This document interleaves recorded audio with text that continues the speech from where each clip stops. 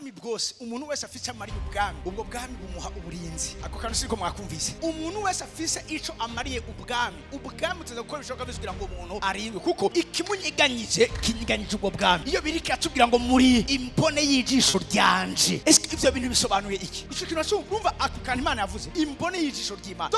Burya umuntu azanye ikintu kugucumita amaso usanga wahumirije, n'ahantu hari sensible. Elisa ntiyigeze agira ico kibazo ngo bamuteye bamubwiye ati igisirikare cose kiri ngaha. Yesu arabwira umuntu ati ufise ubwoba bwiki, iyo waruza bari mu ruhande rwacu ingene ari benshi kuruta abo uriko. Ikiryoshe rero cawe nuko bobo burya umwansi ataboneka ni wakaze kuruta umwansi aboneka. Iyo amaze kubona umwansi muri ko murahangana ntiba bigikanganye, mugabo kugwana n'isi utabona.